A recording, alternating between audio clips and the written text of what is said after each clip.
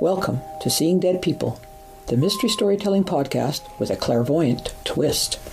We end every episode with Darcy answering a question from a listener about her psychic process. Okay, well that's amazing, and thank you for that. I think that was really exciting, and you really nailed so much. And I'd like to take that one step further into our listener's question. I'm going to exert creator privilege. And I'm going to ask you something relevant to this episode because I was really struck by it while we were talking and you actually mentioned it.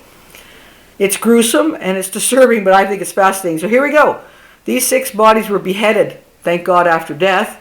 But my question is, does a dead person know what happens to their body after death? And does this affect their spirit or whatever it is that happens afterwards in any way? Well, depending on who you talk to, yes, it can. And yes, spirit, the way they die is shown to themselves as well as anyone who can see them. It does affect their passing. It could, because it was such a horrendous crime, their spirit could still be roaming the land even though the house is gone.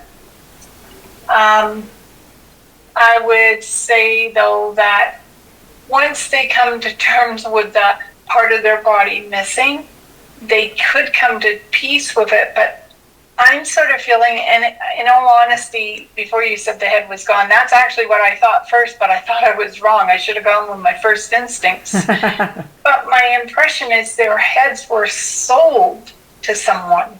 Oh, well, that, sickeningly, that's not unusual, is it? I mean, I could actually see that happening. They theoretically disappeared. Yeah. Okay, so gosh knows what happened to them. But yeah, some really creepy pathologist type person or whomever could have grabbed onto them, and think of the money you would have made, selling off the heads of murdered individuals. Oh. You got to think of it like this. You kept referring to the witches. Wood.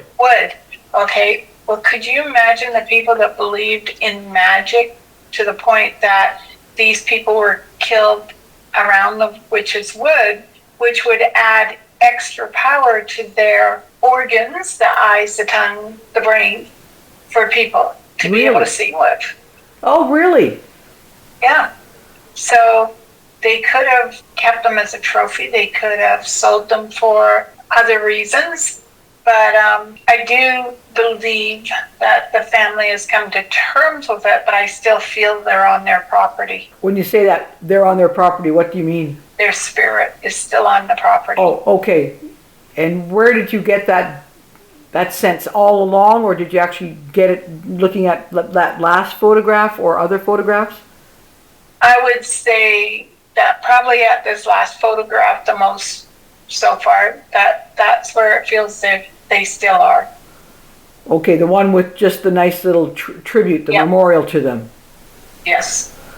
And when we first talked about them, unfortunately being beheaded, you said, "Oh, I imagine the unrest." Yeah, because that would, mind you, they were dead after the fact, so maybe the fact they were killed with their heads still intact isn't as traumatic, but if they had been killed, it's like a guillotine. You're still alive when your head comes off, but they were done after the fact.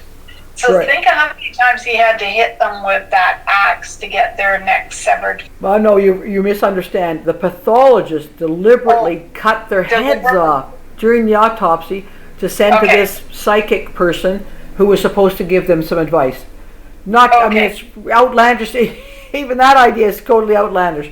But the fact of taking them and possibly selling them, I think, might make sense. But you bring up a neat idea that the difference between desecrating a dead body and does it affect the spirit versus being killed by a guillotine and therefore having your head severed as you die.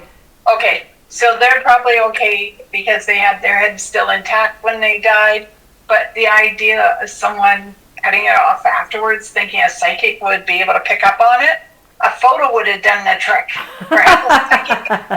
Yeah, you really think, you don't really have to see a severed head. Yeah, no, just makes me nauseous thinking of it. Yes. How could a pathologist do that?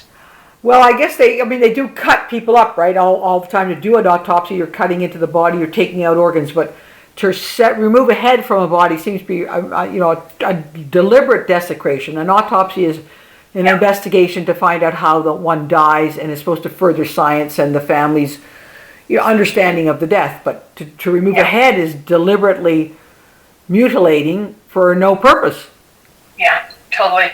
So to answer your listener's question is, if their head had been taken off while they were killed, yes, there's a possibility they would have a little unrest. The fact that it was taken off after they died, not as traumatic to the system, but still creepy. Are they aware of what went into the coffin? No. No? No, their spirit's already gone once they're dead. Okay. And when the spirit's gone, it's just an empty shell. It's just an empty shell. Okay. But does the spirit look down on the empty shell and go, "Where's my head?" No, because they would have looked at their body when they were dead and be gone. And that's it. Yeah. Okay. Wow. Okay, well, thanks. That's that's interesting. Kind of a gruesome question, but I appreciate your honesty and your information, as always. Someone out there might disagree with me, but that's okay. They're free reign. Go for it. Okay, thanks. This has been a presentation